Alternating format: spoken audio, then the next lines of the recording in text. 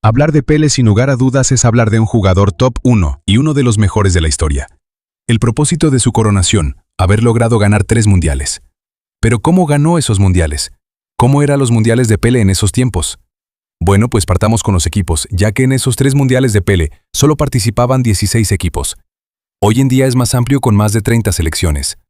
Otro error garrafal que había era que los octavos de final no existía, es decir, ni bien clasificaban en fase de grupos, se iban directo a cuartos. Eso en nuestra época será impensado y poco profesional. Copa Jules Rimet, o así era llamado la famosa Copa del Mundo. Y uno de los motivos era para honrar al presidente de la FIFA, donde en 1974 se llamaba oficialmente como todos lo conocemos. Otro dato es que las tarjetas amarillas no existían en el 58 y 62, y las expulsiones duraban solo un partido o 2 máximo, dependiendo la gravedad del asunto. En el 58 y 62 los defensores podían hacer jugadas violentas a sus rivales, ya que había un reglamento que protegía a los jugadores menos habilidosos. También hay que decir que Pelé se retiró del fútbol 3 veces. También cayó en fase de grupos con Portugal en el 66. El sistema de fútbol era precario y lento, era otras velocidades que es hoy en día. Otras cuestiones de Pelé es que su primer mundial se enfrentó a un galés, una selección que no ha ganado absolutamente nada, pero se encontraba en el top 5 de clasificaciones, superando incluso a Inglaterra de mejores selecciones, ya que no existía ranking FIFA en esos años hasta el 92. En semis se enfrenta a una Francia con 0 títulos en su historial, y es que esa Francia tenía mayormente jugadores de ascendencia polaca y española. Y es que si vamos a sus registros de 3 mundiales anteriores jugados, quedaba fuera en fase de grupos y octavos. Y es que en la final se enfrentó con una Suecia que decían que venía en su mejor momento, pero la mayoría acusa de ayudas arbitrales en las semis contra Alemania. Una expulsión injusta contra el jugador Erik Juskowiak, que dice que soltó una patada, pero medios alemanes informaban que solo hubo una discusión, haciendo que Alemania se quedara con 10 jugadores, ya que en esos tiempos no existía cambios, solo se quedaba así. Sí, aunque nosotros no creamos, así eran los mundiales de esa época. Otra fue de un jugador sueco que lesionó al jugador Fritz Walter, donde el árbitro húngaro no expulsó al jugador sueco, haciendo que Alemania juegue con 9 jugadores en campo. Otro dato registrado en ese mundial es que Suecia contrató animadores con altavoces que incitaban al público a gritar contra los alemanes. La delegación alemana se quejó formalmente, diciendo que eso no era deporte, sino una provocación política. Y si en la anterior mundial Alemania se había consagrado campeón y venía con todo, en este mundial también, pero por estas polémicas hace sospechar que beneficios a los locales para que llegara a la final a toda costa, cosa que los documentos eran cierto. La tensión fue tan real que la Federación Alemana de Fútbol rompió relaciones con la Federación Sueca y no volvieron a jugar un partido amistoso hasta años después, cuando las aguas se calmaron. Es decir, había otros calendarios deportivos que hoy en día serían imposibles de imaginar. En el segundo mundial, básicamente nos demuestra que Brasil puede ganar incluso sin Pelé, ya que se lesionó ante México, haciendo que vea todos los partidos de cuartos, semis y final desde el banco. En el tercer mundial, Pelé básicamente su participación fue nula en cuartos y semifinales, ya que solo logró una asistencia. Aquí hablaré sobre la polémica de Brasil y Uruguay, y después de la final contra Italia. En las semis Brasil se enfrentaba a Uruguay. Y es que se cree que el favoritismo hacia Pelé y la selección de Brasil en el Mundial de 1970 no fue solo una cuestión deportiva, sino una combinación de influencia política, negocios millonarios y el inmenso fervor popular que generaba Pelé, más conocido como O Rei. Otra polémica fue el cambio de sede, donde las semis se iban a jugar en el Estadio Azteca, pero la FIFA aceptó cambiarlo al Estadio de Jalisco, y las fuentes oficiales que publicaron el motivo fue, y escuchen bien, porque la gente de Guadalajara, Jalisco quería seguir viendo a Pelé. Si es por ese motivo, y es que recordemos que Pelé en esos años ya era un fenómeno comercial. De esta manera Brasil evitó viajar y jugar en la altura de la capital, mientras que Uruguay tuvo que viajar de urgencia 600 kilómetros por tierra apenas días antes del partido. Muchos medios locales informaron que fue un robo logístico. Fue el ejemplo perfecto de un cambio de sede en pleno mundial, específicamente en semifinales, que arruinó físicamente a un equipo. Lo antes nunca visto. Los jugadores llegaron a Guadalajara agotados, sin haber dormido bien y con los músculos contraídos por las horas de viaje en autos y buses de la época. Uno de los preparadores físicos o coach de rendimiento, Alberto Langlade, dijo que los jugadores llegaron agarrotados. Langlade explicó que el viaje de más de 6 horas en autos particulares y buses pequeños provocó una contracción muscular severa. Al no haber espacio para estirar las piernas durante 600 kilómetros, los jugadores sufrieron lo que hoy llamaríamos un colapso en la recuperación muscular. Y más datos reportan sobre el viaje. Al estar sentado 600 kilómetros acumula tensión en las piernas, que sin los masajes y tinas de hielo de hoy no se eliminarían en 24 horas.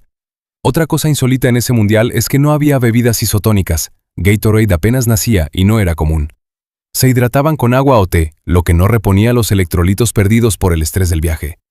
Y es que, para la FIFA y los organizadores, tener a Pelé en las fases finales garantizaba el éxito de la primera transmisión de un mundial a color en la historia. Con solo decir que Adidas y Puma habían acordado el pacto Pelé para no pelearse por él, pero Puma lo rompió ofreciéndole $120,000, casi $1 millón actual, solo por atarse los cordones en el centro del campo antes de un partido para que las cámaras lo enfocaran.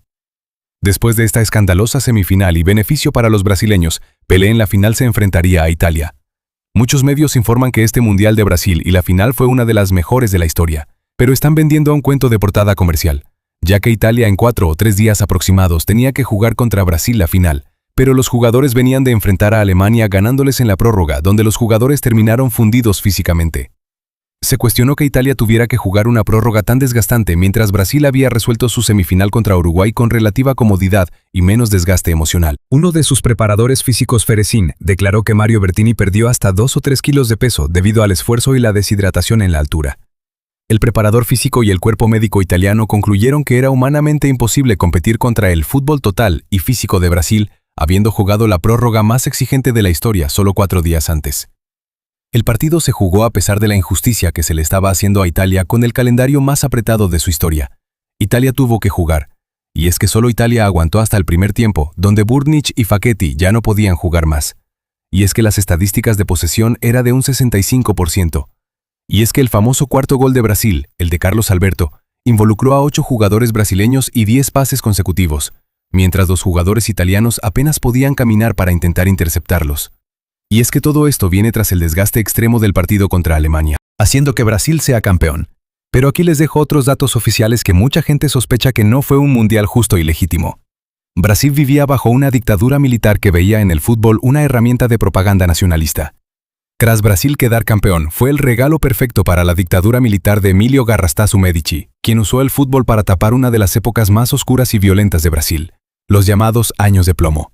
Incluso muchos militares pasaron a ocupar cargos directivos en la Confederación Brasileña de Deportes y en los clubes principales para asegurar el orden. No es casualidad que el director técnico antes de ser despedido, João Saldanha, había cuestionado públicamente la visión de Pelé, afirmando que o Rey era miope y tenía problemas físicos, llegando incluso a sugerir que podría ser suplente.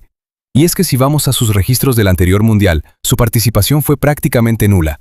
Y este mundial reflejó también su bajo rendimiento en cuartos y semis, dando solo una asistencia.